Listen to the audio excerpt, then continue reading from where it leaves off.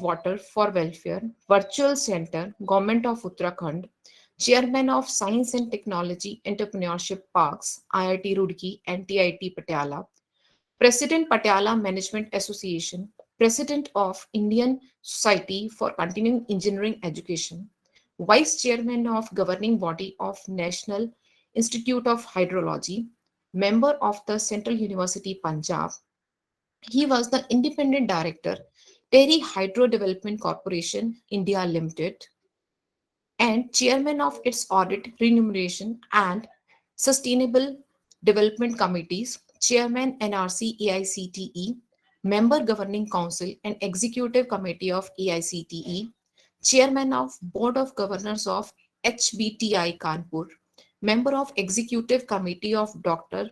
APJAKTU Lucknow, Vice President of Medical Engineering Society of India, Chairman STEP TIT Patiala, President Patiala Management Association, Chairman and also Secretary, Roorkee Center of IE, Vice President India Society for Continuing Engineering Education, Chairman Roorkee Chapter of Indian Society for Continuing Education, Executive Member BOG of Punjab Council of Technical Education and Entrepreneurship Development, Member BOG BIT Mesra, MNIT Jaipur, NITTR Chandigarh, Member of GB of GGS Indraprasth University Delhi, BOG of UPES Dehradun, and of several other boards of governors, governing council, and academic councils.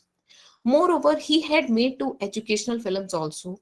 He is a trained motivational speaker and worked as an expert at Military Technical College, Baghdad, Iraq, advisor at AICTE in 1994, and he has traveled widely abroad and in India.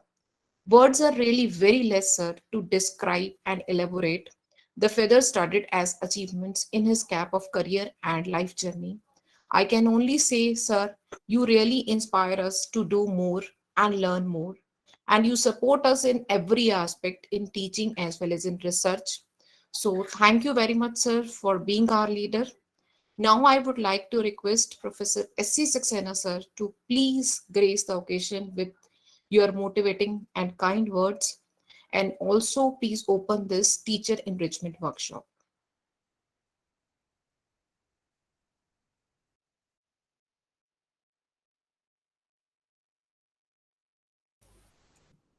Professor Alka, may I start? Yes, sir. Hmm? Yes, sir. ठीक.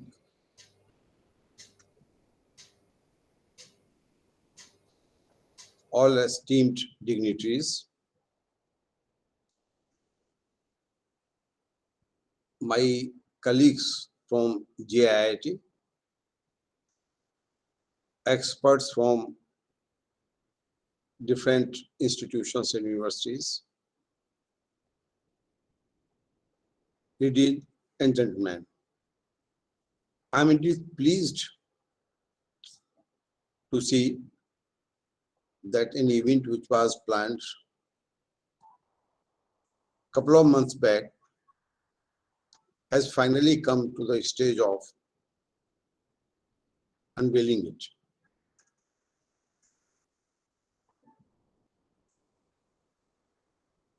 Still, the activities are in online mode, so it is convenient to all the participants to attend without having a movement from their respective places and disturbing any other schedule already in place. And I extend this warm welcome on my behalf, on behalf of GP Higher Education System, on behalf of the Mathematics Department of JIIT, and on behalf of the JP Group. As you know, that these events are very, very important, and they play a crucial role sometime in our life. For example, the topic of this faculty enrichment program, that is differential equations and mathematical modeling, it's very, very important for the engineers. Besides being important for the mathematicians who carry out the basic research in the area of differential equations and mathematical modeling. I know when I was a master's student at IIT Roorkee, there was one professor, eminent professor, Professor R.C. Mittal. He was a colleague of Professor R.C. Mittal, very senior colleague. Professor N.S. Bhatnagar. Sir, मतलब yes. सब ठीक कहा ना मैंने? बिल्कुल सही है. N.S. Bhatnagar. Sir, He used to teach us differential equations in MTech classes. Although his writing was very good, explanation was excellent, But we as a student of engineering and technology at master's level used to find a lot of difficulty in understanding them. But later on, I realized when I did my own PhD or when I was guiding PhD, that if someone is good in mathematics and especially in differential equations, that person can do wonders. So this is an area which is evergreen, very important, applied, and good for finding the solutions for the problems which looks otherwise very difficult. Then the second thing which is related with it is mathematical modeling. You must be knowing by now that most of the things in research are being done by using mathematical modelings only. Different type of tools and techniques are used for developing mathematical models. Differential equation is one of the major tools which is being used for developing the mathematical models. Again, when we talk of differential equations, the life doesn't finishes there. Then the type of differential equation, order of differential equation, then solutions of differential equation, then non-linearity in differential equations, type of non-linearity. And many times the equation becomes so heavy that it is very difficult to find the solutions. Then simplification starts. Take this assumption, take that assumption, put this constant, put that constant, and then finally make the equation in a form where you can find the solution. So, that is how it works. I have seen, that way only. But a person who is good in differential equations, he or she can find many solutions, can write many papers, good quality papers, and by modeling the systems and then finding the solutions and then providing the results or solutions which are actually applicable in engineering and technology. So a field is really very, very good. It was good in the past, it is good in present, and it would be excellent in future. Life was very difficult about 50 years back or so, when I started this research and other things. There were no powerful computers. We didn't have many modules available for finding the solutions. Right from 0 to 100 or A to Z was supposed to be done by the scholar only, or the guide or supervisor, writing the program, then punching the cards, putting them in somewhere else where computers are available, waiting for 1 week for a solution. And finally, after 1 week, you will get a message that you have missed a dot in punching somewhere, and so your program could not run. Really, we had to struggle a lot for finding the solutions using these mathematical tools, But now, the things are very simple. Earlier, writing a program of 100 lines or 200 lines was a Herculean task. Now, those things are not being done by the persons. They are using MATLABs. Most of the persons, they use MATLABs or some Simulink or some other type of tools. Then they have not to struggle for writing the program. They will use that tool and find the solutions. When you ask these persons how you have found the solutions, how you have checked the different nodes, they will say, sir, we have used a standard MATLAB, this module, and we do not go beyond that only. So that pleasure of struggling, and for struggling for 1 dot or 1 comma for months together, and then finding the solution was really very, very difficult. But whenever we used to get the results, we used to celebrate. When I was, it was all happening at IIT Roorkee. When I was there was a DAC 20 or some, Mitra Sahab, DAC 20 था कौन था CBRI में? Mitra Sahab? Yes, sir. DAC 20. DAC 2050. DAC 2050 computer was there, you know, and these cards were we used to submit our these cards, you know, and then after some time we used to get the result. There was no computer in University of Roorkee at that time. Persons for higher work used to go either to Dehradun or they used to go to IIT Kanpur. They were the two places where the person used to go for getting the solutions through computers. And those computers were also primitive. Now, I mean, it is difficult to imagine what was happening with those computers at that point of time and what is the state now. What that computer was doing, that may be in good mobiles, that computing facility is available is that on today itself. So things have traveled from that time to this time. The size used to be computer very big. Computer in a lab, but in a room, big room, you will be finding a computer and computing power very limited. But again,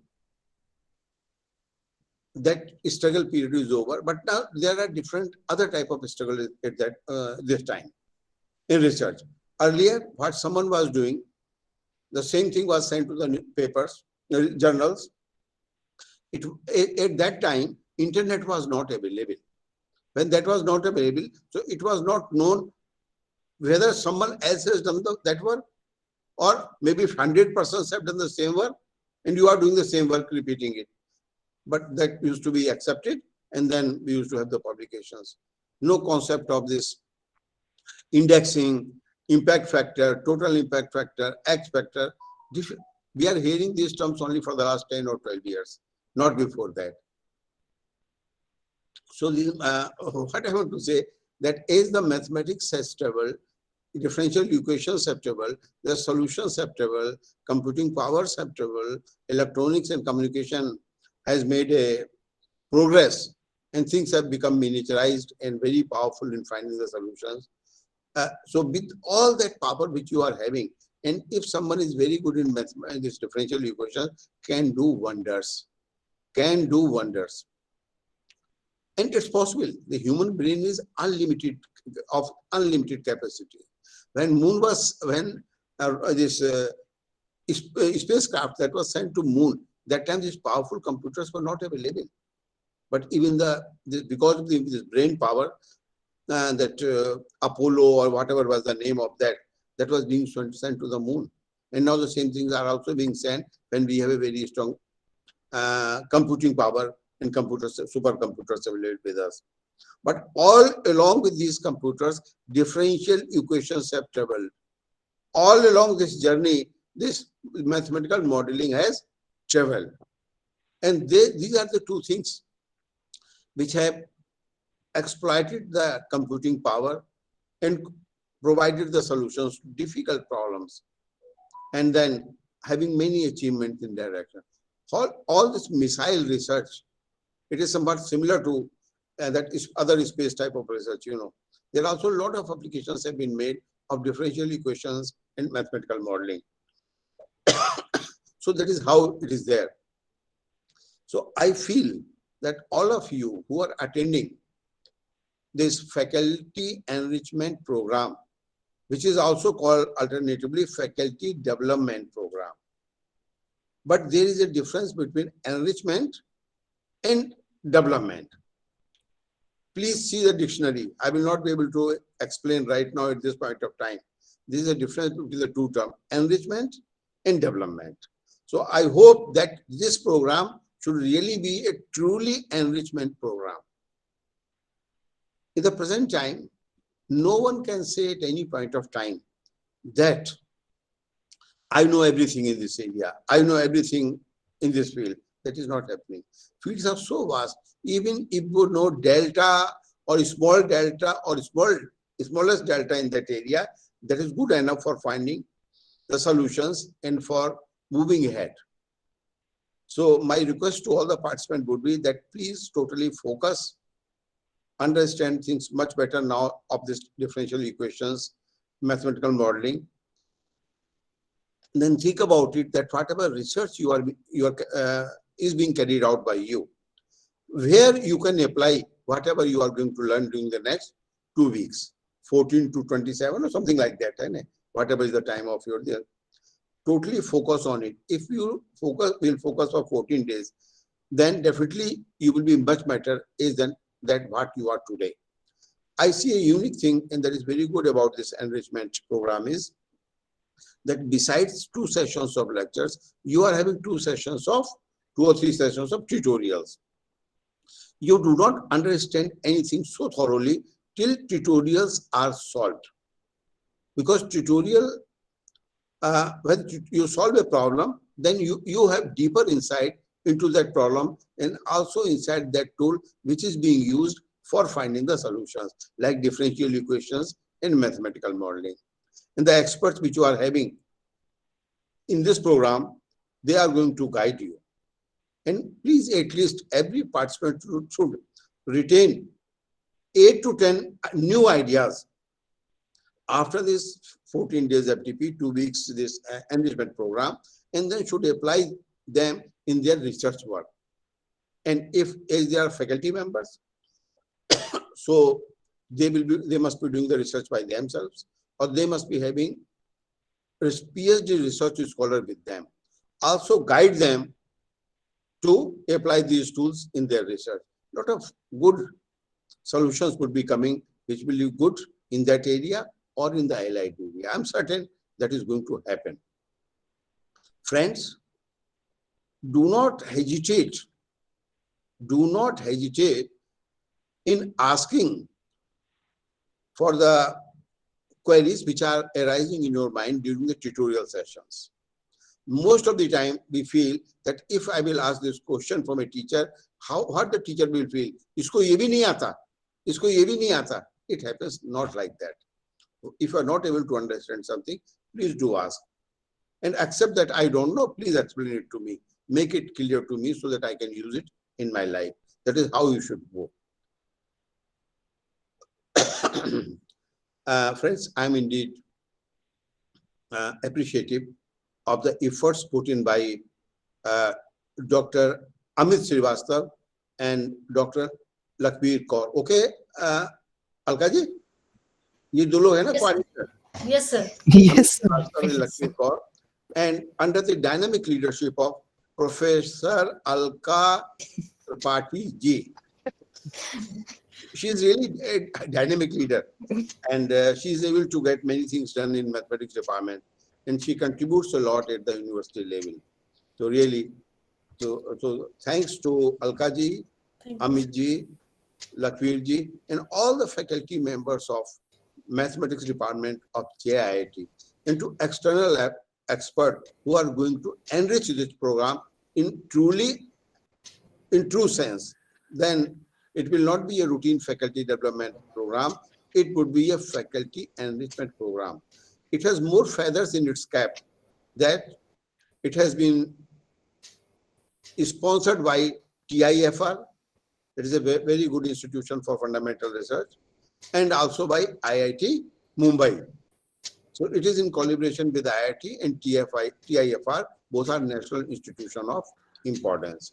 So I'm certain that that will also be having some leverage, some advantage in running this program. Experts spread from north to south. We are having from Gujarat, experts from Punjab, experts from Delhi, experts from Roorkee. I mean, from many places, they are being connected to this conduction, this program in its conduction.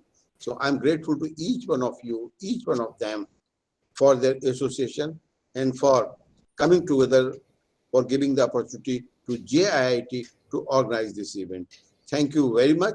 Thank you, everyone. Weather is changing. It is becoming pleasant, much better. And I think by the time this faculty enrichment program is over, it will be summer. So summer in true sense. Things are changing very fast. Days are becoming, there is more daylight now. So that all is happening so that you can enjoy your Holi and all that. It's full vigor and strength that is there. Thank you, Alkaji. Thank you, everyone. Wish you all the best. May God bless you all.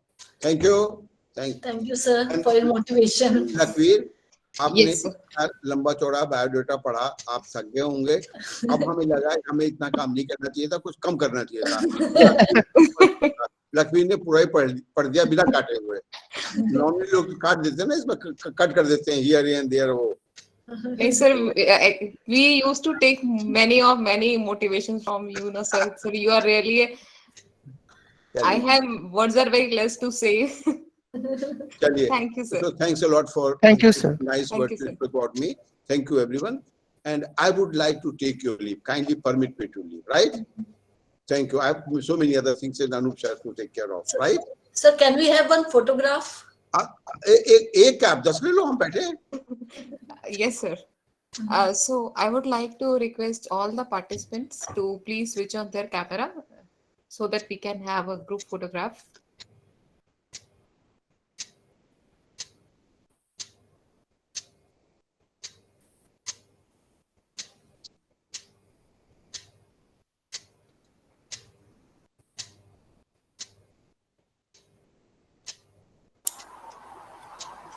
Oh, we have taken. It's a large number, 67.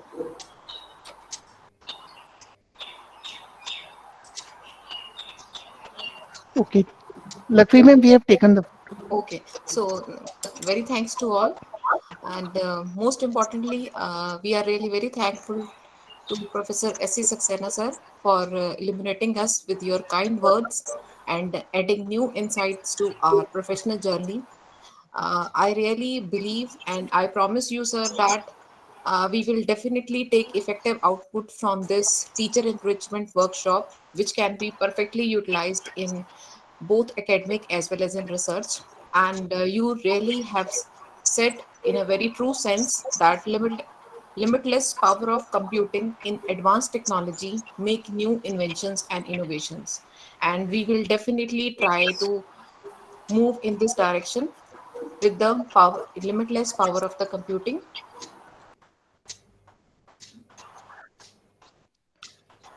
So now I can say that a department runs smoothly only if, along with the higher authorities, our head of the department is constantly supporting us, motivating us, and inspiring us. And this is very much true with respect to the mathematics department because we are blessed to have Professor Alka Tripathi ma'am as the head of the department, as she is really very dynamic leader and she all the time inspires us to move ahead and to do the new things in a very effective and in well planned manner. So she is not only the head of the department but also a problem solver, a good listener, and motivation for all of the faculty members. Professor Alka Tripathi ma'am is currently working as head Department of Mathematics, JIT Noida. Ma'am earned her MSc and PhD from Banaras Hindu University. She has more than 25 years of teaching and research experience. She also holds to her credit 5 PhD thesis completion and 3 PG level dissertations. Moreover, 4 PhD theses are ongoing under her guidance for successful completion of their PhDs. Her interest areas are fuzzy topology, fuzzy automata, rough sets, special functions. She has published more than 40 research papers in various national and international journals of high repute. She is lifetime member of Indian Mathematical Society, India, and member of editorial boards of various international and national journals. Moreover, she is also an active reviewer for numerous national and international journals. So now I would like to request Professor Alka Tripathi ma'am to please enlighten us with your kind words. Thank you, Dr. Lakveer. And thank you, Saxena sir, for your motivation, all-time motivation.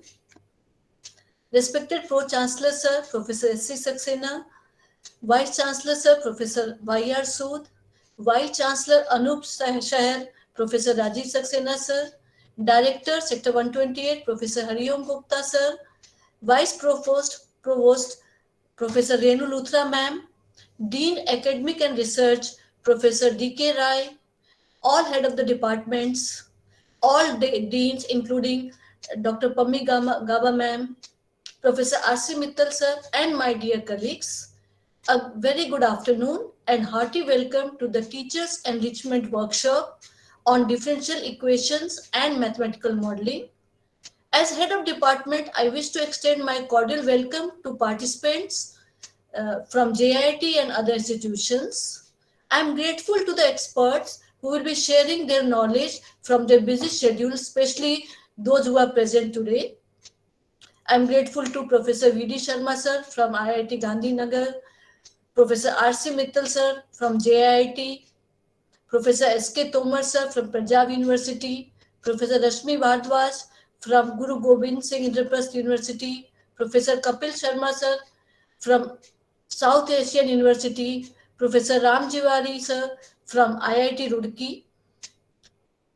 The Teachers Enrichment Workshop is actually a program funded by National Center of Mathematics, supported by NBHM. It is a joint center of TIFR and IIT Bombay, and the objective is to organize quality school workshops which help researchers and teachers in learning advanced mathematics in an enjoyable way. Now, if we want to solve any problem, usually physical nature, if we say, we first have to formulate the problem as a mathematical expression, which we call it as mathematical model.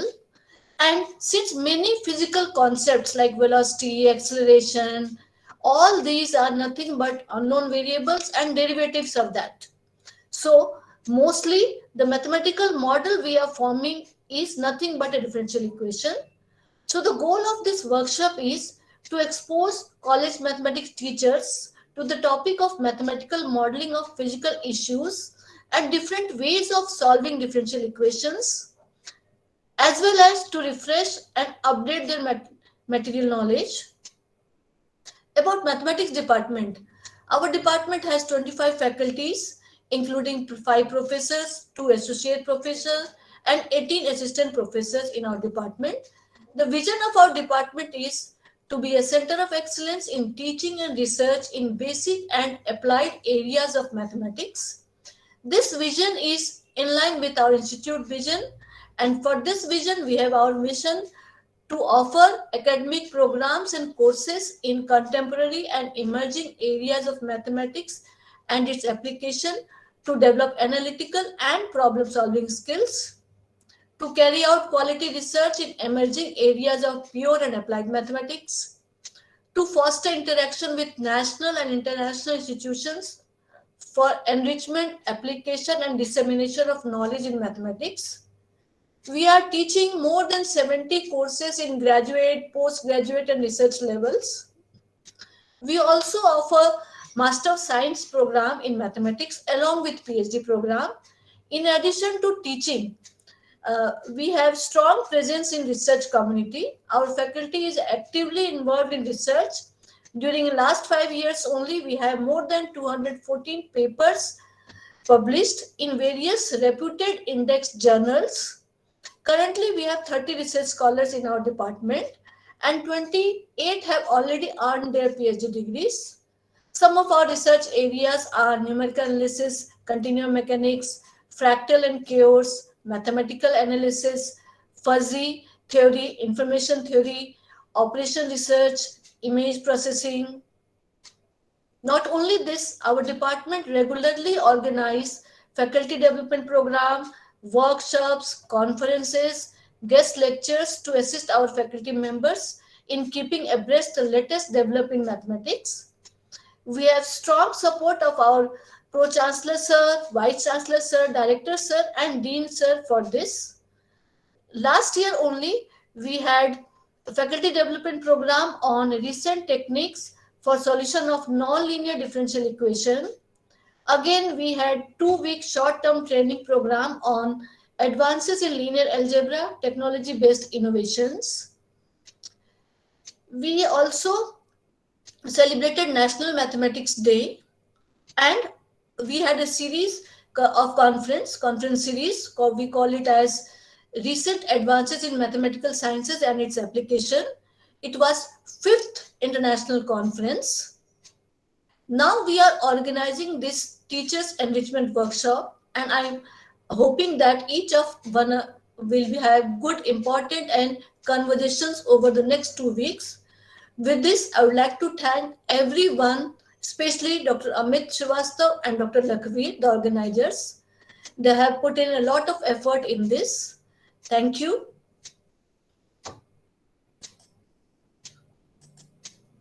Over to Lakhvi. Lakhvi ma'am, mic is. Ma'am, your mic is. So thank you very much, ma'am, for your profound and kind words. You are really a great support and motivator for all of us. So now I am very delighted to share that our today's first speaker, Professor Vishnu Dutt Sharma, has already joined the session, and I extend a very warm welcome to you, sir. Professor Vishnu Dutt Sharma, sir, is currently working as a visiting professor in the Department of Mathematics, IIT Gandhinagar. His research areas are quasi-linear systems of partial differential equations, conservation laws, nonlinear gas dynamic and shallow water waves, Lie group invariance for the solution of partial differential equations.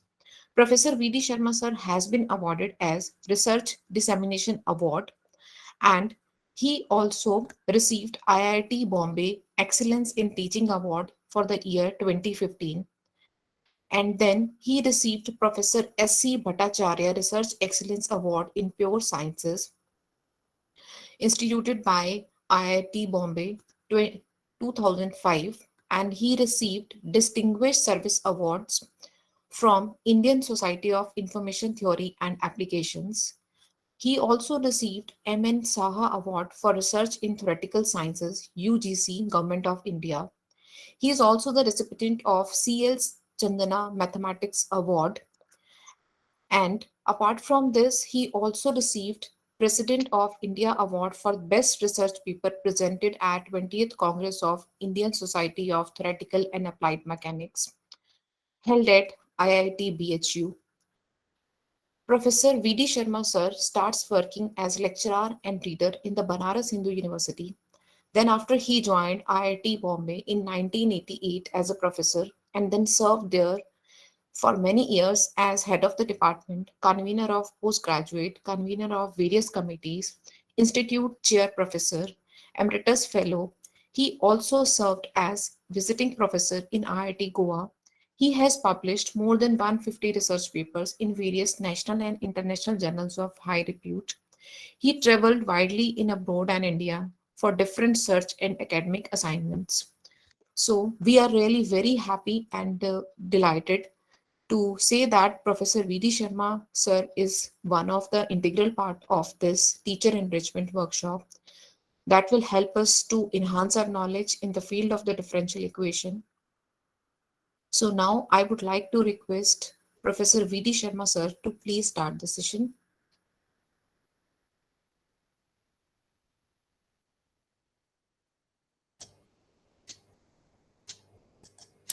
Hello, are you able to hear me? Yes, sir. Fine, sir. Thank you.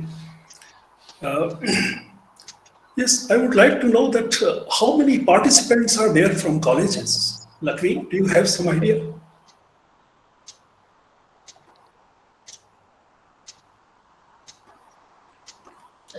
Sir, Yeah.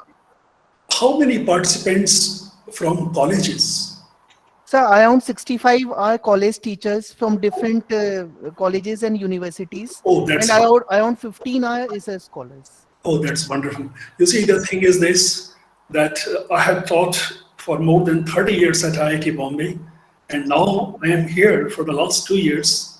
And my experience is this, that even the basic idea about the differential equations is not very clear to many of our students. So I thought that perhaps I will put more emphasis on basics rather than, something which is very high-fi. Is it okay with you? Hello? Yes, Yes, sir. sir. Yes, sir. Yes. And my request would be that please do participate. If there is any doubt, any confusion, please do participate. Your participation is extremely important. Well, I may be saying something, but definitely you have to argue why is it so and why not like this. So I will be very happy that, you see, today I thought that I will start ordinary differential equations. But already nearly 45 minutes are over. and very little time is left, 1 hour and 15 minutes only. I thought that because the study of partial differential equation essentially, it requires the knowledge of ordinary differential equations. So I thought that I will talk, during the first 2 lectures, I will talk about ordinary differential equations, and in the remaining 4 lectures, I will talk about the partial differential equations. But now you see, I have lost so much time, and anyway, it's all right. But I would again, I repeat that I would like to put more emphasis on basics rather than something which is very advanced. All right. So we know that a large number of physical phenomena are modeled by ordinary differential equations, partially differential equations. And the most basic is first order partial differential equation. Most basic is first order ordinary differential equations, because if you look at higher order differential equations, they can be regarded as a system of first order equations. And similar is the case with partial differential equations also, right? So I would, anyway, I have 1 hour, 15 minutes, so I would like to say something about ordinary differential equations which are of first order. So look here, are you able to let me, just 1 minute.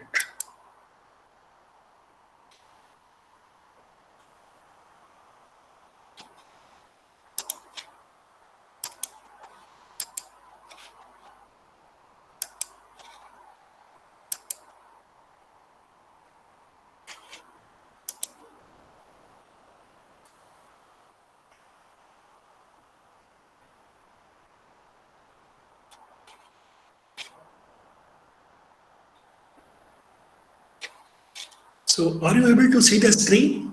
Hello? Yes, sir, we are able to see the screen. Oh, thank you.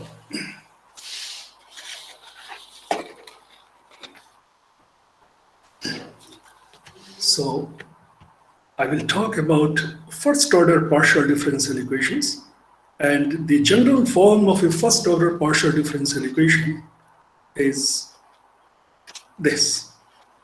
This is the general form of a first order partial differential equation, ordinary differential equation. In this hour, I will talk about ordinary differential equation of first order. So that this is the general form of first order differential equation. This is said to be linear if this function f is linear in y and y dash. Right? So if f is linear in y and y dash, it can be written as y dash. This dash stands for the derivative, first derivative of y, right? dy by dx plus a1x y. This is equal to a2x. This is the general form of the first order ordinary differential equation. And if f is a linear function of y and y dash, the differential equation is said to be linear, and this is the first order, the general form of first order ordinary differential equation.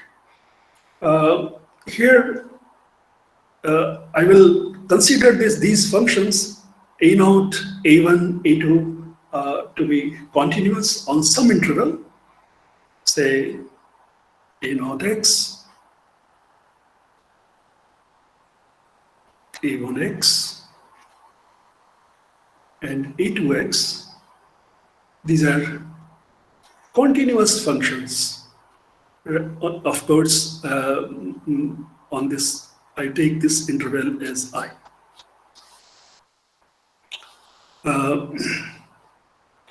Now here, normally we divide by a0 if a0 is different from 0. So if a0 is different from 0, then I can write this as y dash plus p of x y. This is equal to q of x, where p is a1 upon a0, q is a2 upon a0. a0 is different from 0. But what happens if a0 vanishes at some value of x, say at x is equal to x star, right? Then x is equal to x star is called a singularity, right? If a0x is 0 at say x is equal to x star, then x star is called a singularity.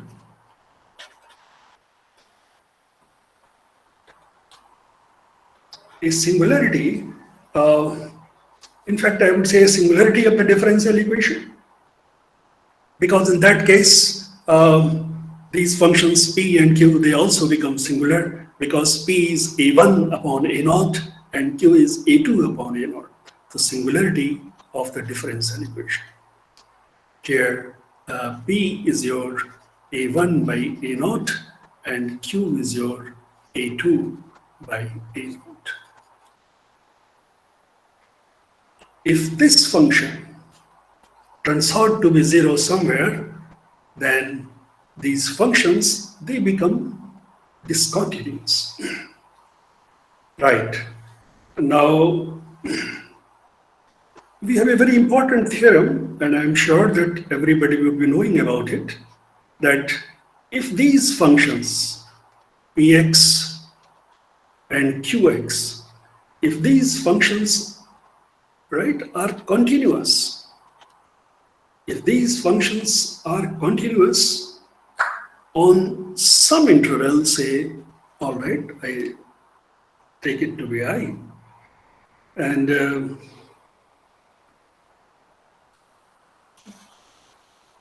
then I say, if these functions are continuous, then the differential equation has a unique solution. Has a unique solution, and the beauty of this solution is this: it is defined on the whole of I. Has a unique solution on in the whole of I.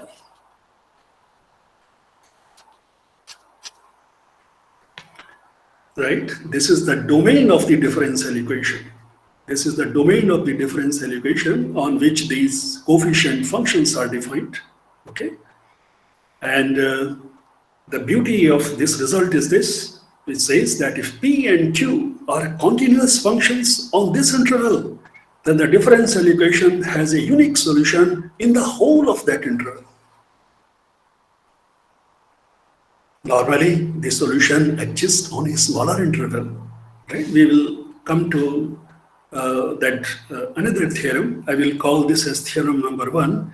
This concerns first order linear differential equation, right? Linear differential equation with coefficients, but of course here, as I say, if a0 is 0 somewhere, then these functions, they become discontinuous. So then, all right, then after that, the most important notion is that of a solution.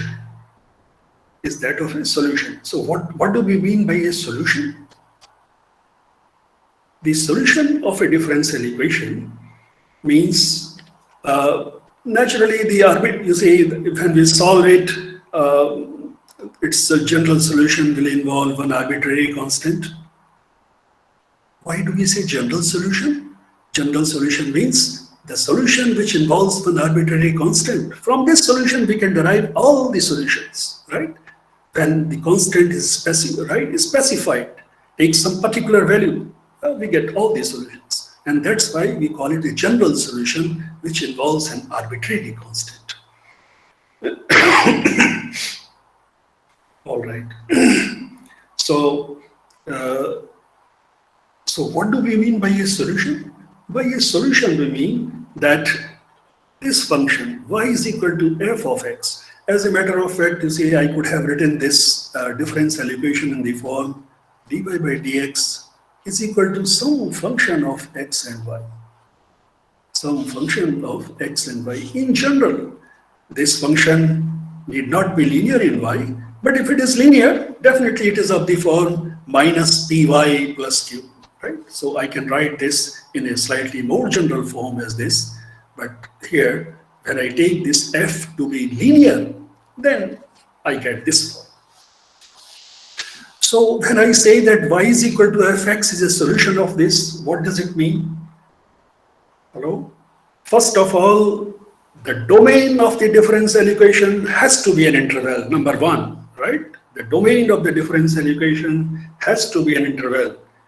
What do we mean by an interval? Hello? Anybody would tell me what do we mean by an interval? Domain of the differential equation has to be an interval. Similarly, if y is equal to phi x is a function such that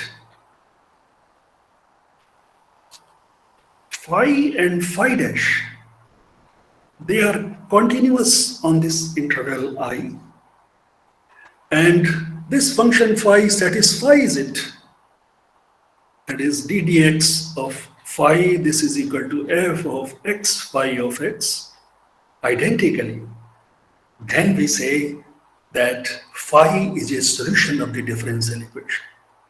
This y is equal to phi of x is said to be a solution of this differential equation if on this interval I, if phi and phi dash, if phi and phi dash are continuous on I and it satisfies this differential equation. So this is the definition of a solution. That is, the solution of the differential equation is also an interval. What I say, the domain of the differential equation is an interval. What is domain? On which these functions p and q are defined, right? What is the solution? Solution is also an interval on, right? This is also an interval on which this function together with its derivative are continuous, and this function phi satisfies the differential equation. In general, that is for differential equations which are not linear, the domain of the differential equation is different from the domain of the solution. The domain of the solution is much smaller as a matter of fact. Anyway, we'll talk about it a little later. Now I come to a very, very important point. What is the difference? And I would be very happy if you see the young participants, those who have come from colleges, those who are teaching first year students, please do participate. Function versus solution.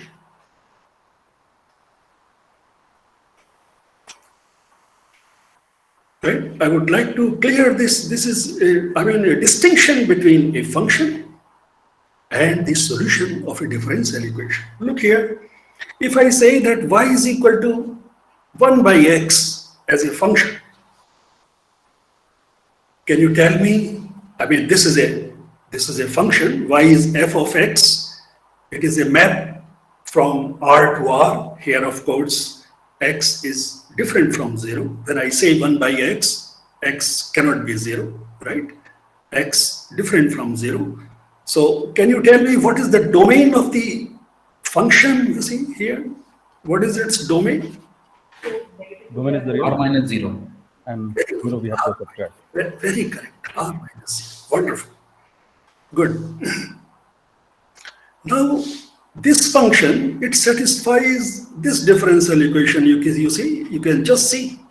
If I put y is equal to 1 by x, its derivative will be minus 1 upon x square, and minus 1 upon x square into x is minus 1 by x. So minus 1 by x cancels with 1 by identically. Is that right? Hello? Yes, it is correct. That is, y is equal to 1 by x. So now can you tell me what is the domain of this? Y is a solution of this. Can you tell me what is the domain here now? Hello? What is the domain of the solution of this differential equation now? It depends upon the initial start. What are the initial conditions, sir?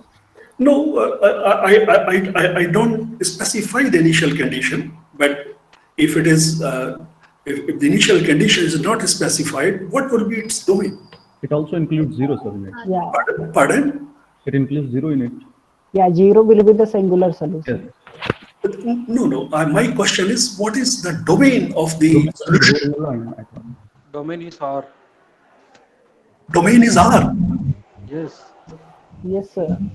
So I tell you, this is my experience is this, that invariably there is a confusion. Please take care of your mic. I think it's better if you are muted. You see, the thing is this: how this is x is equal to 0. If you say whole of R, then there is a problem here, because the function. What is the definition? Solution means the function, its derivative should be continuous on that interval. No, it's not so. If you take this into consideration, then there is a problem. So now, can you modify your answer? Sir, if you will give me initial condition, then I can.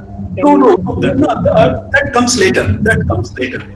Yeah, then you can break. Domain is 0 to infinity. Minus infinity to 0, union 0 to infinity. 0 to infinity. It will be again R minus 0. Yes. And R minus 0 is not the correct answer. You see, R minus 0, you take any interval here. Is it an interval? Hello? Say, if I say minus 1 to 2. Yeah, minus infinity to infinity. Is it The a solution, I think we should write as y equal 1 by x if x not equal to 0 and y equal 0 if y equal 0 for x equal 0. No, I tell you, this is the reason. What I say,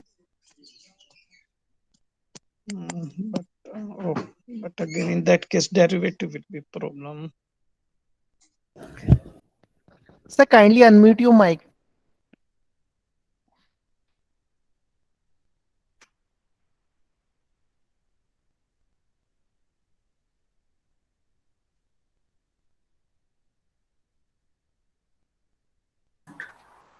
are you able to hear now? Yes, yes, sir. I do not know what happened. Yes, all right.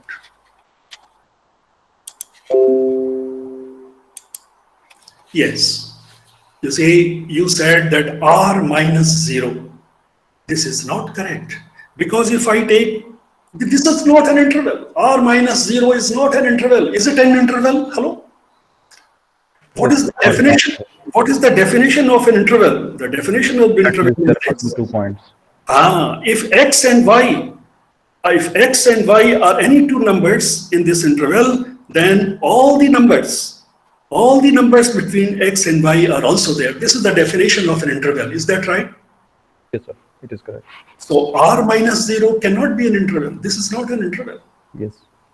So the question is this: what is the domain of this solution, which I say is y upon x? Then if you call this as a function, definitely this is correct. Its domain is R minus 0. They must be in some integral curves, or we can say that some hyperbola. That's why. No. I'm just saying that y is equal to 1 by x is also a function, but it satisfies this differential equation. Yes, sir. So now my question is this: what should be the domain of this solution? Now here it's simply a function here, but here it is a solution of the differential equation. So when I say it's a solution of a differential equation, there should be some interval. What is the largest interval of this? Largest interval is open interval 0 to infinity. Why not from minus infinity to 0? Because 0 is the singular point. No, No, negative. 0 to infinity, 0 is a singular point here also. Because of this is negative points. It will not satisfy. I think, sir, we can't take the negative axis as a. The domain should be lies between 0, infinity and minus infinity, 0. Minus infinity, 0, union of 0, infinity. So what is the domain now? Minus infinity, infinity is a domain. No. How can it? For negative value, it will not satisfy the differential equation. Pardon? For negative value, it will not satisfy the equation. Yes, yes, sir. It will not. Why is equal to 1 by x? X is any number. You see, why it will not satisfy this? For minus value of x. So what is what? Absolutely no problem. X is plus or minus, does not matter. It will satisfy it. Sir, we have to take the union of these two intervals, minus infinity to 0 Yes, sir. and union 0 Now, to if I take the union, is it an interval? Because the solution has to be an interval. You see, if you go to, you do PhD and you publish papers and you look at papers, you will find that the domain of the solution has to be a connected set. Yes, sir. But this is not a connected set. It's not connected. So now again, now you got the point. So what should be the interval now? The connected set, the largest connected set exempted 0, I hope. But this is not possible to construct. So the answer is this. The largest interval should be either this or this. The solution cannot cross. This is the open interval 0, so either this or this. Not both. You see, this could be now. So what to choose? The initial condition will tell us. Suppose if the solution passes through this point, without any second consideration, I would say that this is the solution. This is the interval. If the initial condition is specified here, I would say that this is the interval of the solution. Yes, sir. Is it all right? Hello? If I say that minus, it passes through this point, then the largest interval on which the solution exists is this. If I say that the solution passes through this, then the largest solution. Yes, it will depend on the initial But 0 cannot be included. No, it's not an interval. And moreover, you see, we require the continuity of y. We require the continuity of y dash at 0. I mean, the function is discontinuous. Its derivative is also discontinuous. So obviously, no solution can cross this line either from left or from right. Is it clear? Hello? Yes, sir. But we can say, sir, y equal to 0 is also a solution, which is a singular solution. Pardon? Y equal to 0 is also a solution, which can we say this is a singular solution. That is right. Y is equal to 0 means what? Yx is equal to 0. Is that right? I have taken this function y is equal to 1 by x. Hello? Yeah, yes, sir. This is one particular right, solution, sir. y equal to 1 upon x. No, you see, my emphasis is here.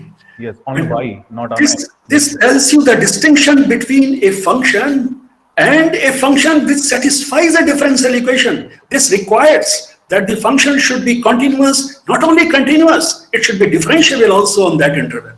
Yeah, it totally depends upon the initial condition. Then we can take the interval. Madam, it doesn't matter. Forget this initial condition, whether it is there or not. It's a general thing. Rajneesh, I hope you are focusing on x, the value of x. Rather than focusing on x, you have to focus on y. Yeah. At the point x. Exactly. The requirement is this, that the function has to satisfy. You see here, y and y dash, both should be continuous. If I take y is equal to 1 by x, this is not defined at this point. Isn't it? It's not defined. It is not differential. I mean, what to say of continuity or differentiability? Because this is the requirement. This y satisfies this, means it is continuous on that interval, it is differentiable on that interval, and hence, if you take any interval which contains 0, this cannot be the interval, right, of the solution function. Yes or no? Yes, sir. So a very important distinction, that is the solution. Now, for example, if I take a differential equation, say for example, y dash plus 2xy square equal to 0. All right. I take this differential equation y dash plus 2xy square equal to 0. is it linear or non-linear? Non-linear. Obviously, it is non-linear. Non-linear. It is non-linear. But you can see quickly that y is equal to 1 upon x square minus 1 satisfies it identically. Because the left-hand side, you look at the left-hand side, hello, that is y into x square minus 1 is equal to 1, that is y into 2x plus x square minus 1 into y dash, this is equal to 0, and from here you get y is equal to this, y is equal to 1 upon x square minus 1, it satisfies this differential equation. Is that right? Hello? Yeah, Yes, Yes, sir. Yes, it is sir. correct. So now I ask the same question. What is the, though this is a function, this satisfies this. Can you tell me what is the domain of the differential equation now? Yes, sir. Either it is it is- a function in minus infinity to 1, or from 1 to infinity. And what about minus 1 to 1? Uh, Yes, this is also an interval. yes, it is an interval, but as you said, in The the same derivative line, is not note, it is continuous saying on that. that No. What is the functions. problem? What is the problem? At each, you see, in this interval, in this, you are talking about. Right. There are 3 intervals. You are, Minus infinity you to are, minus 1, The continuity open, is still minus there. 1 to 1 open, and 1 to infinity. Isn't it? open. yes. Yeah. See, if you sketch the graph of this function, in fact, these are the asymptotes. Is that right? Yeah, Yes, yes, yes, sir, It is obviously, correct. sir. Asymptote at minus 1 and 1. And here y, of course, is when x lies between, it is negative. So the solution has to be like this. Yes, Yeah. yes, This solution has to be like this. And the upper one. Solution Yes. has to be like this. So the interval could be minus infinity to minus 1. It could be, but this solution cannot cross this line. No, this is asymptotic. Look here, minus 1, that is no interval which contains minus 1. Yeah, this cannot be the interval of the solution. We can also say they are the constant solution, x Yes, equal sir. to 1 and minus 1. If we reach to that point, we will be stop over there for our future time. We can also say they are the constant solution or the singular solutions. What do you say?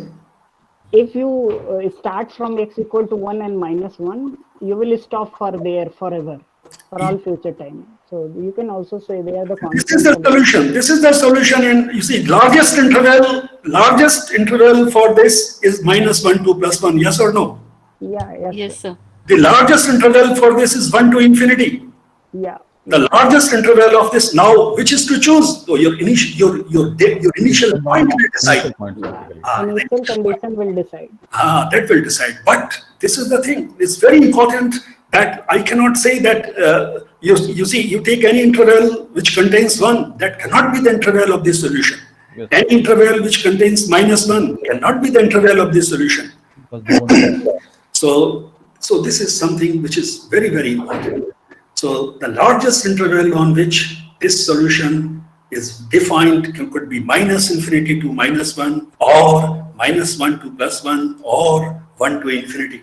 Now, which out of these 3 will be dictated by your point through which the solution passes? If this point is given, this is the solution. This is the largest interval. If this point is given, this is the interval, minus 1 to 1. Largest interval on which the solution exists. If this is the point, then this is the interval. All right. So this is the most important thing, which I wanted to convey, because the distinction between a function and a function which satisfies a differential equation, I mean, this was never clear amongst even the postgraduate students. So I thought that perhaps, a larger community is here, and this point would be conveyed effectively, that there is a difference between function and solution of a differential equation. All right. So after that, the next point is this. That if suppose the differential equation is singular, that is, let me see, take another page.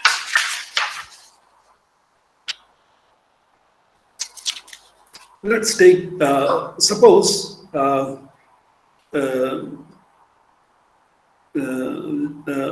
right, let me repeat the same one, a naught x y dash plus a1 x y. This is equal to a2x. And suppose a naught x vanishes at some point, right? That is y dash plus a1x upon a naught x y, and this is equal to a2x upon a naught x. Here px and this is qx. Suppose px and qx, let p and q exhibit a singularity at some point, say x is equal to x star. Is that right? Hello, this point is clear? Yeah, yes, sir. Suppose P and Q, they exhibit a singularity at some point. I mentioned the theorem. Theorem what says, if P and Q are continuous, then if P and Q are continuous on an interval I, then the solution adjusts. We have a very nice formula for that. The solution adjusts on the whole of that interval I, which is continuous and differentiable at each point of I. A theorem. Now suppose P and Q, either P or Q or both, if they exhibit a singularity at x is equal to x star, what can be said about the solution of this differential equation? Please tell me. What do you guess? Then, what can be said about the behavior of the solution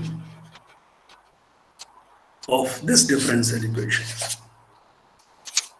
where P and Q, they exhibit a discontinuity? What do you think?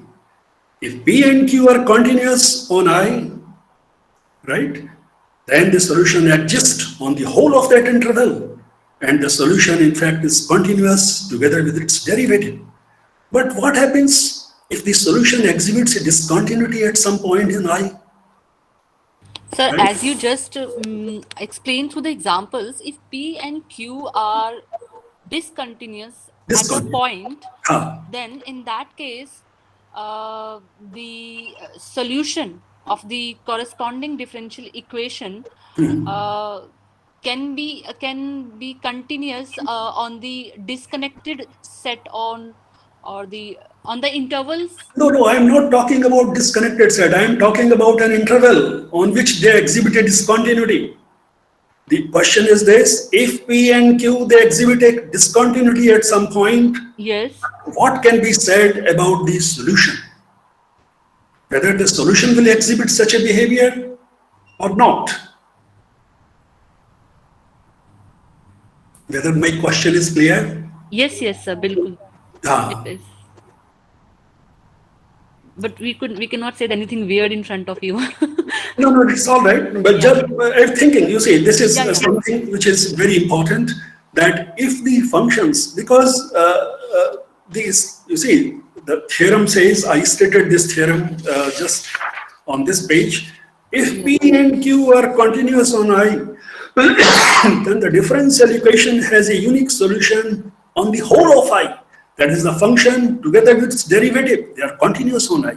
Yes, now the question is this: what happens if P or Q or maybe both, if they exhibit a discontinuity at some point, what will be the behavior of this solution? Can be solution may not be unique. Yeah, cannot be unique. It may have infinitely many solutions. No.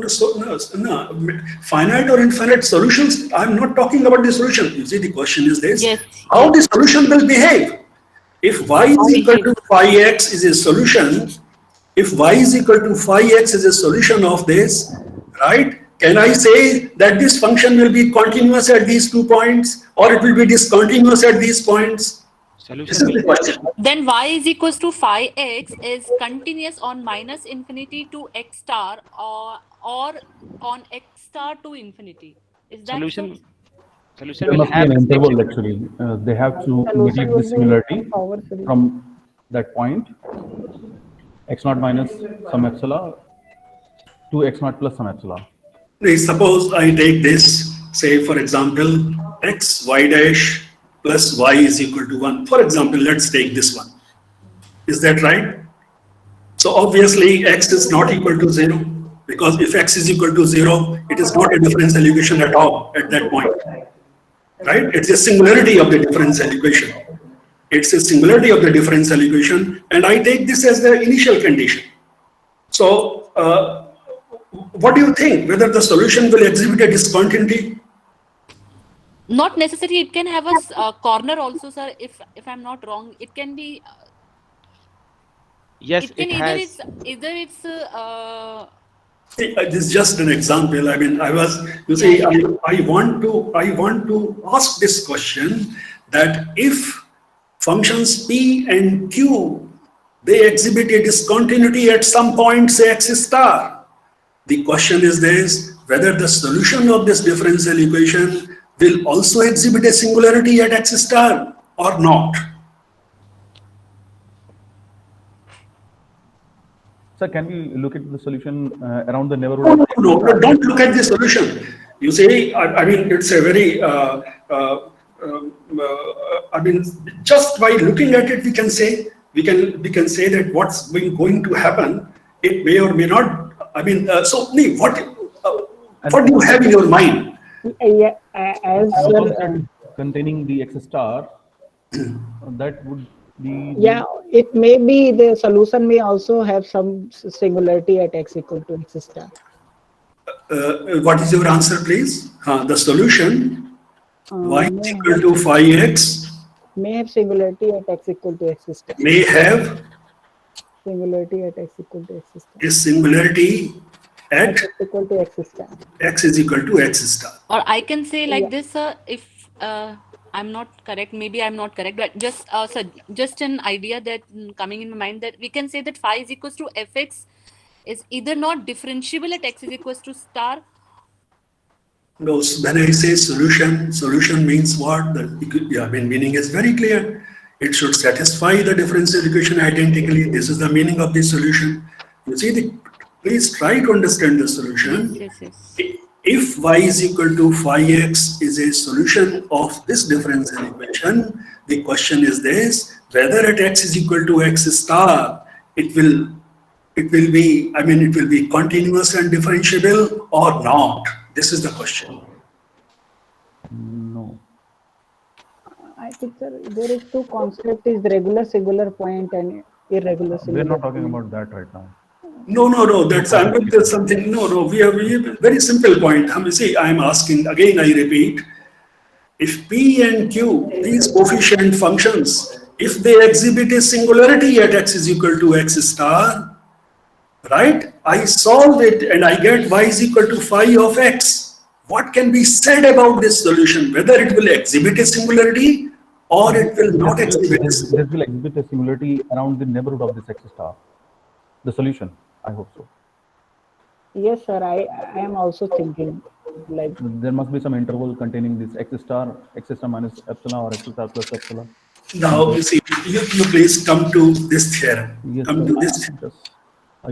All right. I think now there is no other way. Let's take some example. Huh? Yes, sir. Let's take some example. X y dash plus 2y is equal to 4x square and y1 is equal to 2. This is the initial value problem.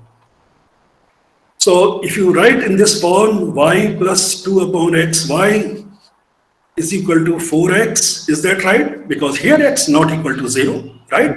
But here in the limit, when x goes to 0, this exhibits a discontinuity. Is that right? Yes, sir. yeah.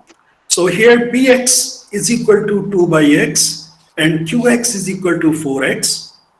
Right? This here q is regular, absolutely no problem, very nice function. But this e and it's right. This is right.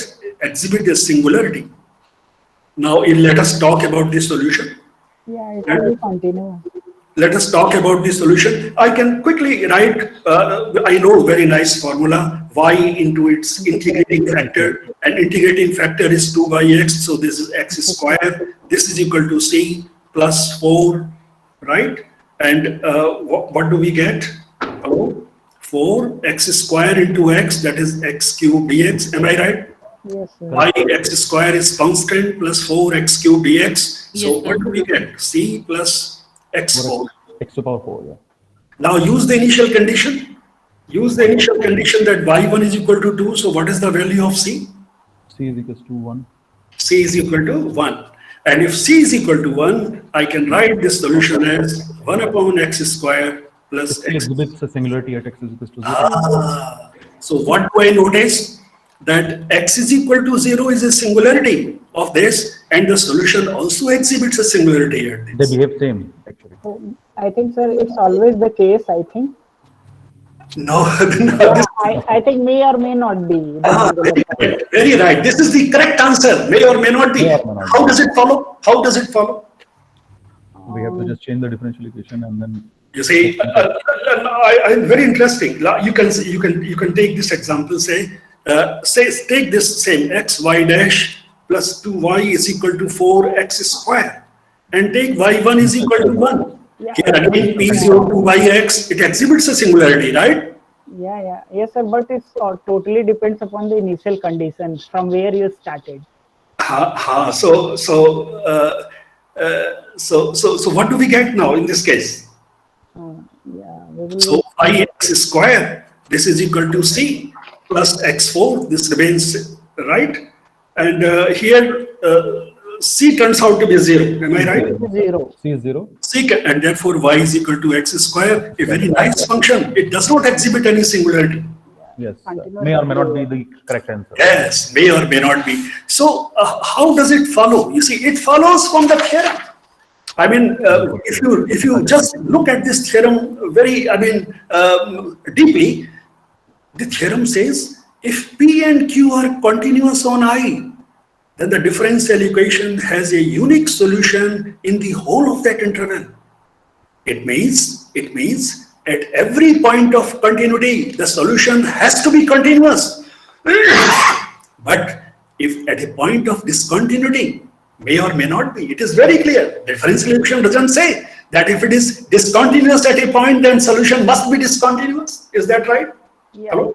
Yes, sir. And sir, I need to know the one answer. Why it's dependent on initial conditions? Why initial start plays a very important role to. No, you see that comes later. But I think the beauty is here. No, you forget that the beauty is here. It says the theorem. Look at the statement of the theorem. You see here, if P and Q are continuous on I, theorem says, then the differential equation has a unique solution. Then on I will say the initial value problem has a unique solution on the whole of that interval. It means at every point of continuity, right, the solution is also continuous. But if there is a discontinuous at some, right, if P and Q are discontinuous at some point, the theorem doesn't say that the solution has to be discontinuous. Is that right? Yes. You see, this example illustrates that, you see, the may or may not be. Is that right? That is the solution where P and Q are discontinuous, where the solution P and Q are discontinuous, the theorem doesn't say anything. It means may or may not be. It is very clear from the statement of the theorem. You see, this statement is very powerful. If P and Q are continuous, right? If P and Q are continuous, that is the so you see. I think you appreciate this point. I do not know whether it has been imparted.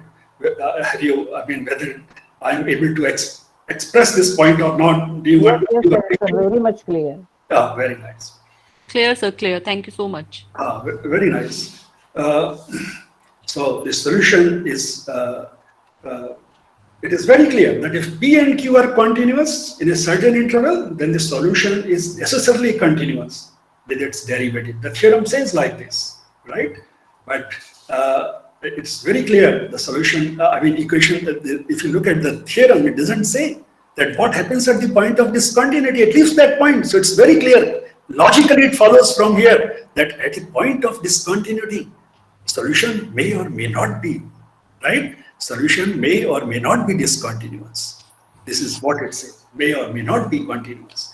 It follows from the statement of this theorem. So these are all linear equations, and I think this is extremely important to understand. You see, these basic things with regard to the definition of solution, and say, so this is a remark which I would say that just one.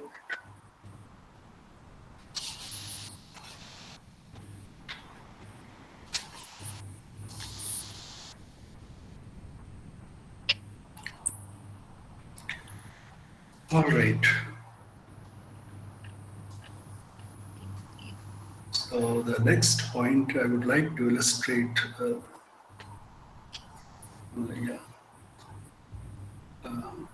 Yes. Yeah. Nice. So let's.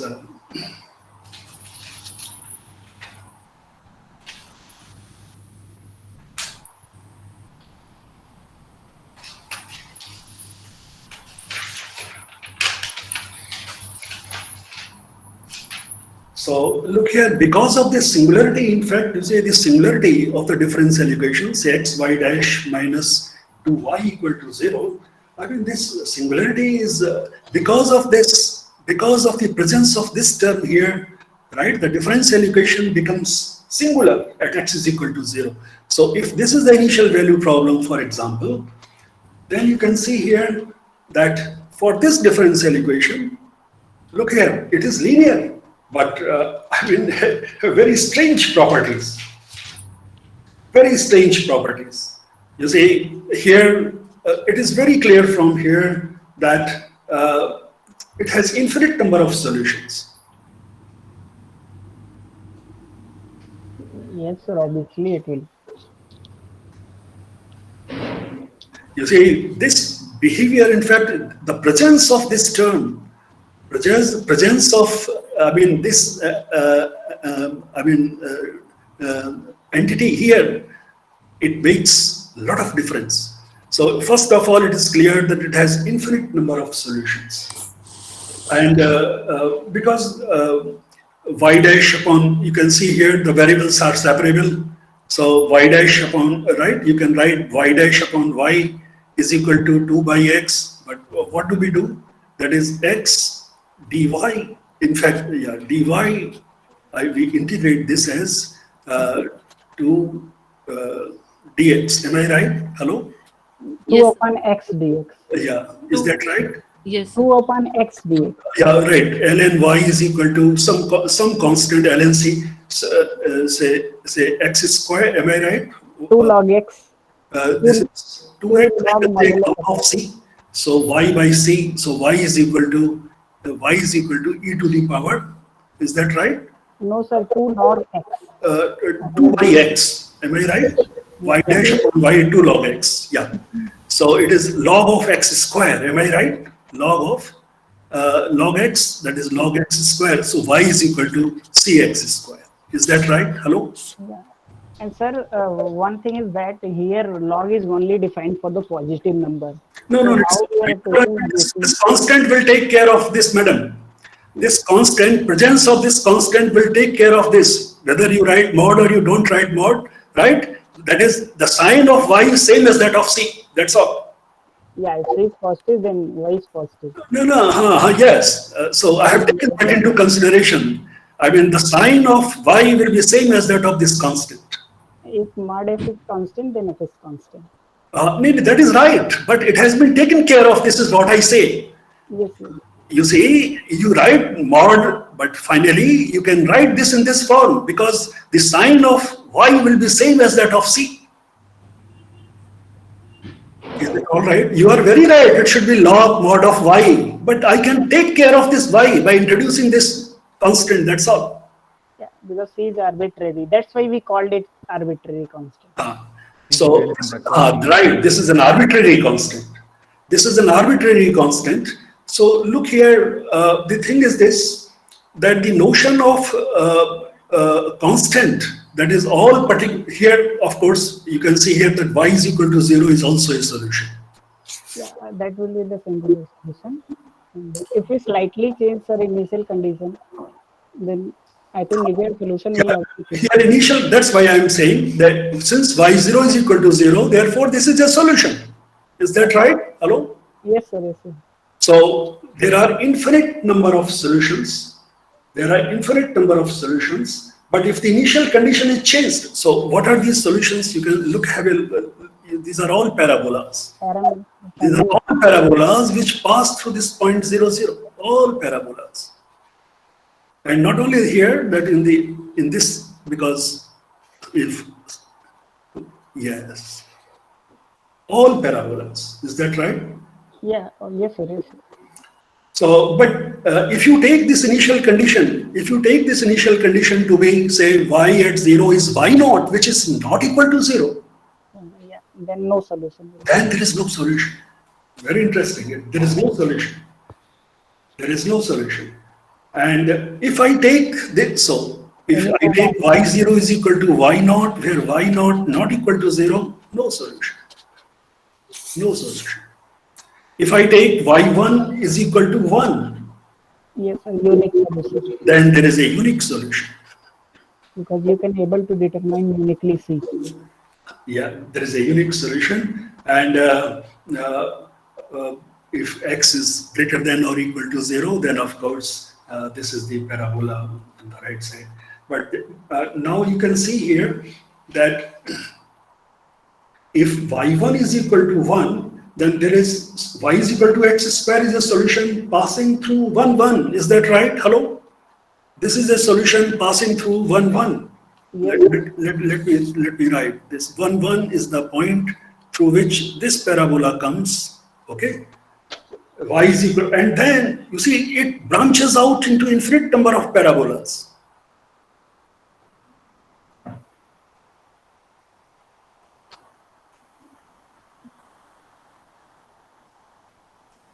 Right?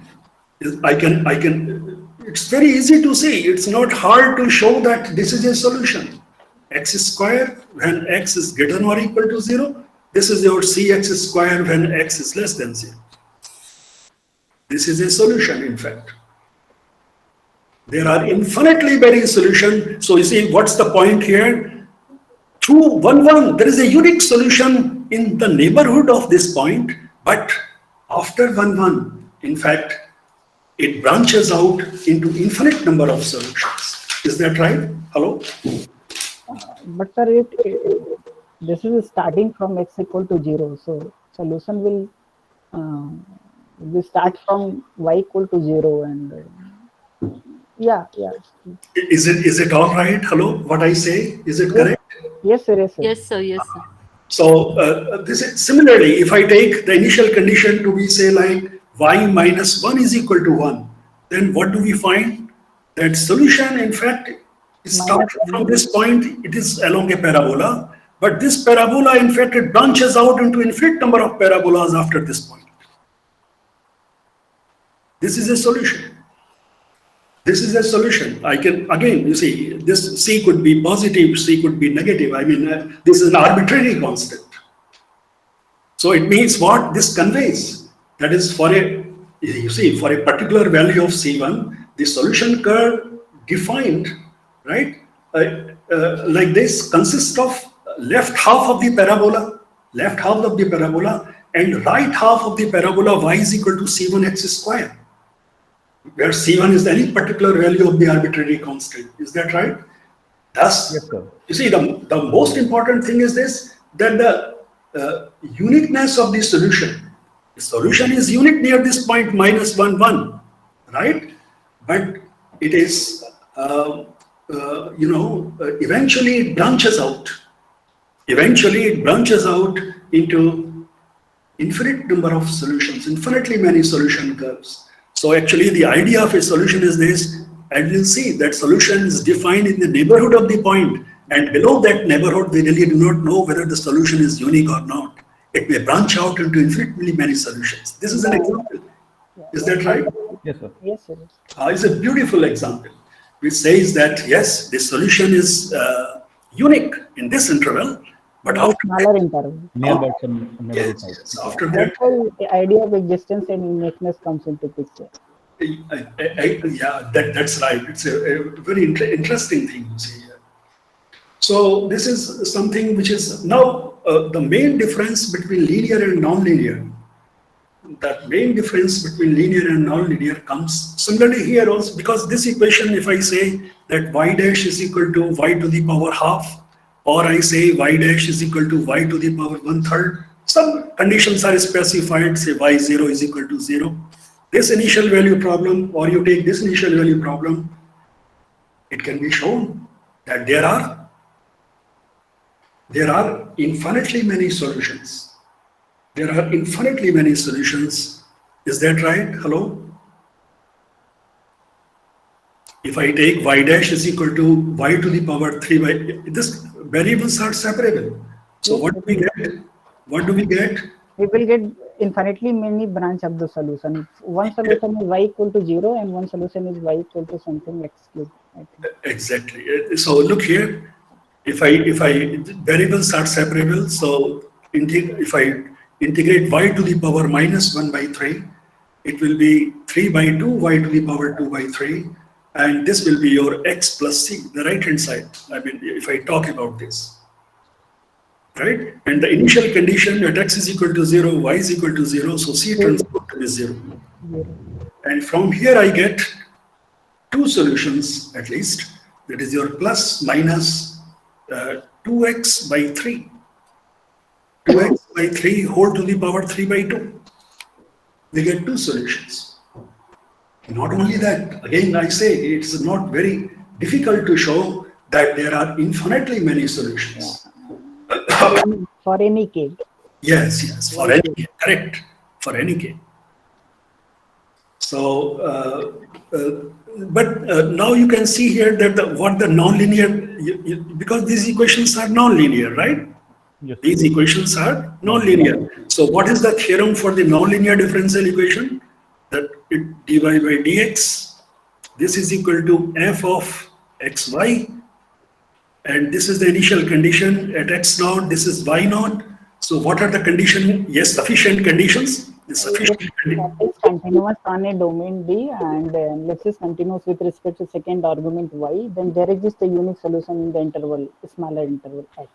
Yes. Where h is minimum of a b by m. So the question is this, whether these are necessary and sufficient conditions? They are the sufficient only. They are sufficient only. Beautiful, beautiful. They are sufficient conditions only, which ensure, but here this theorem is not applicable. Am I right? Yeah, yes, sir, obviously.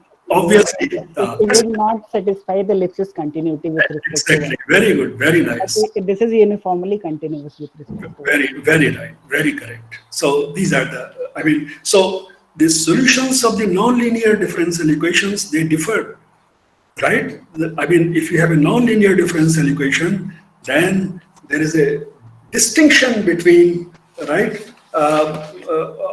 How is it this? You can see that linear turns out to be a special case of this. Here, linear differential equation turns out to be a special case of this.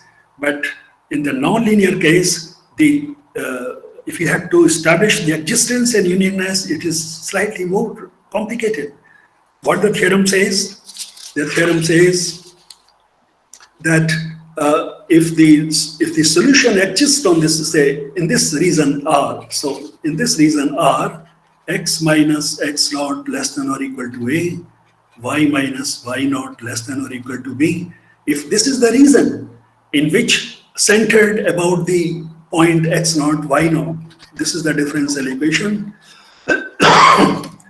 this is the initial condition, this is your initial value problem. So what is our requirement? Our requirement is this, that in this neighborhood, we have taken the neighborhood to be a rectangle. X naught, Y naught first. It Yes, should that be would be a a Fourier point. F and Fy, they should be continuous. Yes. Am I right? Yes. Yes, sir. They should be continuous. So this is the interval. Let us say that this is the rectangle. This is the point x naught. This is your x naught minus a. This is your x naught minus b. This is your y naught. This is y naught minus b. This is y naught plus b. Right? So what it theorem says that deva f and deva f deva y, they are continuous. The theorem states that if f and deva f deva y, in fact is a continuity of deva f, continuity of f with respect to y is a stronger condition. Yes, sir. Right? We have a weaker condition which madam just stated, Lipschitz condition, right? If deva f, if the function is differentiable, implies Lipschitz, but the converse is not true. This is, one should know it, right? So that is a stronger condition when I say that deva f function is differentiable with respect to y. So This that is x naught plus a. pardon, what do you say? The limit, the notation x naught and x naught plus a and x naught minus a. I hope you have write x naught minus b on that. X naught plus a. Is it all right? Hello? Is there a... That was in the right hand side. Oh, yeah. X naught plus a. Yeah, correct. Very good. Thank you. X naught minus a, x naught plus a, y naught minus b, Fine, sir, now. y naught plus b. All right. And this is the point. The theorem says that the solution exists if these conditions are satisfied. That is, the f and deva y, if they are continuous in this region R, Yeah. there exists an interval x minus x naught, less than or equal to h. Yes, What is that? This is the minimum of this interval. A b by where m is bound of it. Where m is, very nice, maximum of this function fx on R.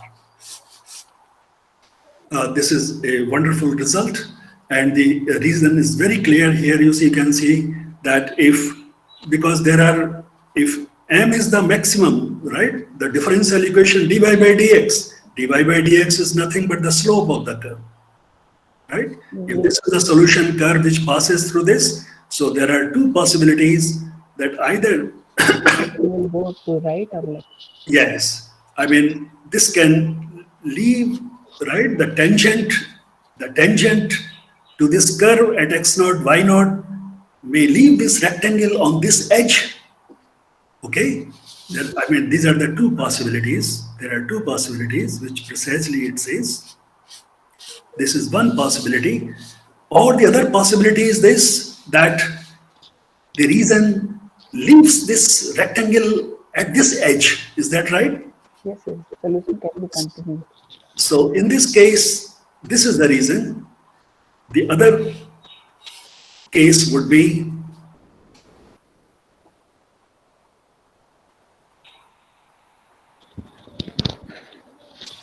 here the solution, in fact, it leaves this. This is the tangent to the curve. This is your y is equal to fx. This is your y is equal to fx, right? This is the curve y is equal to fx. So this tangent, so this is another, these are the two possibilities. Now you can see here that what is this area? I mean, you can see here, what is this length? This length is nothing, but this distance is your b. Is that right? This distance is your b. And this is nothing but your h, as a matter of fact. Is that right? Yeah, is nothing but tangent, right? Y dash is nothing but your m. Am I right? yes, sir. Y dash is m. So you can see here that what is the solution? What is the equation of this line? Y minus y naught is equal to m x minus x naught. This is the equation of this tangent line. And here in this case, it meets this line y is equal to y naught plus b. Is that right? This is the point of intersection, y minus y naught. So y minus y naught is b. So b is equal to your m into x minus x naught. X minus x naught is this distance. So this is nothing but x minus x, this is your h, is nothing but your b by n. Is that right? That is, this interval is b by n, which is less than a. So this is the interval b by a. In this case, what is this? It is whole of a. Is that right? Yes, sir. So it is the minimum of these two numbers. The solution exists on this interval. So let's take one example. We have 10 minutes. So I will take one example.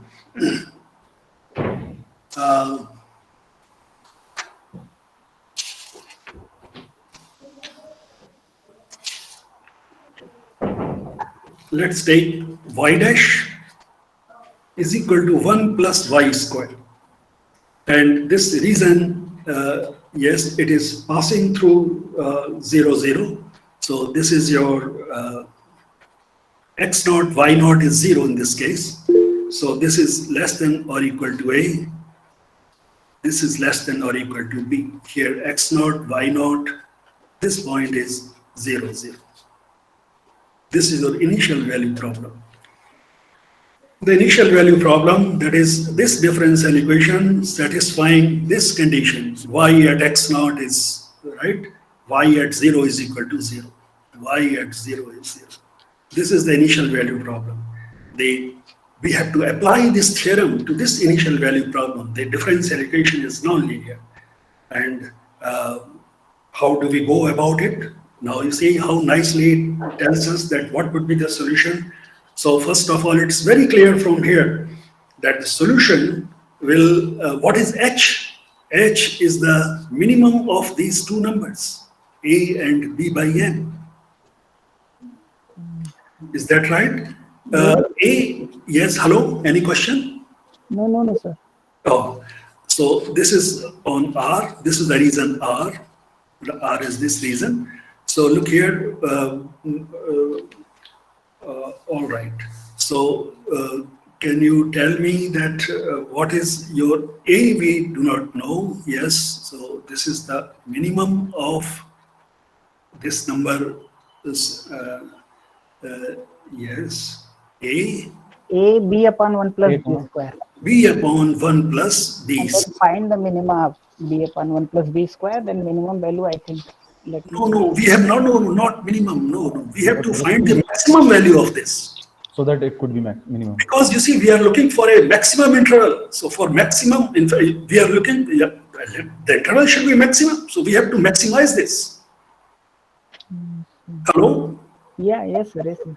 So its maximum value is 1 by 2. Am I right? Yes, yes, yes, sir. Because 1 minus b whole square is always greater than or equal to 0. Is that right?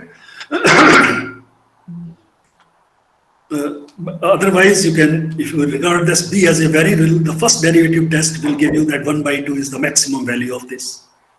Is it all right? Hello? Yes, sir. 1 plus b square minus 2b is greater than or equal to 0, or b upon 1 plus b square, right, is always less than or equal to half. So half is the maximum value of this. So is the minimum of a and 1 by 2. Hello? Now a can be, you see, a can be. So what is the minimum of these two numbers on? Yeah. Obviously half. What is? Half, sir. Obviously half. Half. Because a is arbitrary right now. It has any value. What is that? What do you say, please? Like if we are taking mod x is minus infinity to plus infinity. So a can be any value. So it can be precisely. This a can be taken as large as we wish. So this is the minimum. Correct. Yes. This is the minimum. But if you look at this, we know the result here. This is 10. It gives you what? 1 upon dy upon 1 plus y square. That is your 10 inverse y. Am I right? Hello? Yes. Hello? Yes, sir. Yes, obviously. So the theorem predicts. I mean, this shows that the solution is only in this interval.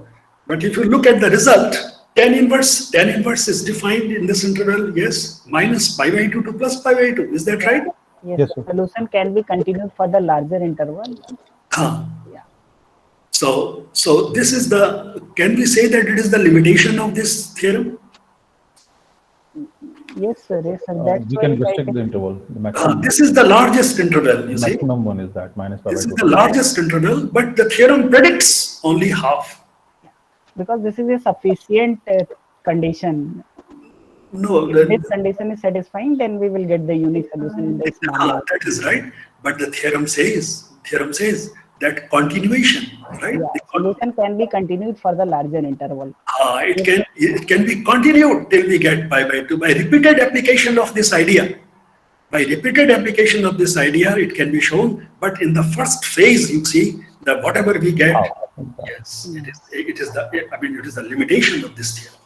Yes, it is the limitation of this theorem. And why we are getting the larger interval here? Because function is locally ellipses. If you ever will take x from minus infinity to infinity, even the function is locally ellipses. In fact, you see, this gives us only the local. That's right. It gives us only the local result. But these are the sufficient conditions, and there are examples. There are examples, and perhaps you can try that. There are examples where these conditions are violated, but even then, yeah, you will get the unique solution. Even then, there is a unique solution. So I could have now in my next lecture I will talk about, because you see the study of partial differential equation, it requires the knowledge of ordinary differential equations. So in fact, you see, I wanted to say something. For example, if I suppose your right hand side, say y dash plus py is equal to q. And q, in fact, suppose it is a discontinuous function. Suppose q is a discontinuous function. So in that case, we can find out the solution. Hello? We can obviously, sir. say y dash plus y is equal to, say, let us consider the simplest example. This is 1, 0. This lies between 0 and 1. And here it is for x greater than or equal to 1. And of course, the initial condition y0 is equal to 0. So now you see how to go about the solution of this. We have to check the from x equal to 1 right and x equal to 1 left. So the question is this: is it possible to obtain a continuous solution to this problem? I think, sir. Always? Is it possible to get a solution always? I hope may or may not be. Yes, Yeah, why may not? Because of the function's nature, basically. Yeah, yeah. Sometimes it may happen you don't have any solution. This is a linear differential equation. Yes, it is linear differential equation. This is a linear differential equation. We have a very nice formula for it, so there is no question of its not being, solvable. Obviously, sir, it will be solvable, but I think sometimes it may happen if we change the initial conditions. No, not at all. Function is not continuous at x is equal to 1. No, so we can always, madam, please listen. We can always make the solution continuous. Why? Because I think this is the discontinuity. We can always make a solution continuous. Why? What is why is it so? The reason is very clear. The reason is very clear because this is first order ordinary differential equation, and its solution involves one arbitrary constant. That constant enables us. Say, for example, let us see. So what is the solution on this interval? Look here. In the interval 0 less than or equal, in this interval, what is the differential equation? It is y dash plus y is equal to 1. It is a very nice differential equation. I can always solve it. And moreover, yes, x includes 0. So I will use this initial condition y0 is equal to 0. Y at 0 is 0. So what is the solution? Immediately by looking at it, I have a very nice formula. Y into its integrating factor like this, right? That is the formula. It gives me what? y is equal to e to the power minus, because y e to the power x is equal to some constant. Is that right? Plus 1. And I can get the value of this constant using this initial condition. What is that constant? Minus 1x. Plus 1. Am I right? Yes, sir. Yes, so 1 minus e to the power minus x. वो तो correct है. Minus बाहर है ना. Yes. Is that right? Hello? Yes, sir. It is correct. Yes, So look, this is the solution in this interval. I mean, wonderful. Now let us see this interval. In this interval, what is the solution? c to the power minus x. Y in this interval, x greater than or equal to 1, the solution is y is equal to c to the power minus x. c to the power minus x. Now I can always make it continuous. Yes, yes, sir. You see that discontinuity is only at this point 1. Equal to Yes, 1. sir. So I know what is to be done now. The limiting value of this, Yeah. Limit x tends to 1 plus equal to the limit x tends to 1 minus. yeah, right. Left hand and right hand we are talking about. That. So you see, it's a very remarkable result. From And here we can determine c. this from here I can determine the value of c. That is c e to the power minus 1 is 1 minus, right? That is c is equal to e minus 1. 1 year. And therefore, I get a perfectly continuous solution. That is 1 minus e to the power minus x in this interval. And this is your e minus 1 and e to the power minus x for x greater than or equal to 1. So look here. Is it clear, please? Hello? Yes, Yes, yes. sir. Yes, sir. Now I ask, is it possible to make y dash continuous? Derivative of y. We have been able to make y continuous. Is it possible to make y dash continuous? First partial of the derivative, we have to make it continuous by differentiating it. Y dash. No, it is not possible. No, no, sir. I think it has some discontinuity. It has to be. It has to be. Because y is continuous, this is discontinuous. If you transpose this to the right hand side, it's continuous is continuous, has to be discontinuous. So this cannot be made continuous. And the other is, so suppose, you see, this result is applicable to nth order differential equation. If suppose you have second order, y double dash plus y dash, right, plus y, if this is equal to your fx, and this is a discontinuous function. This is a discontinuous function. Then here, can I make y continuous? Yeah, I think. Sure, definitely. Can I make y dash continuous? Yes. I think yes, sir. We can make y dash. Why? What is the reason?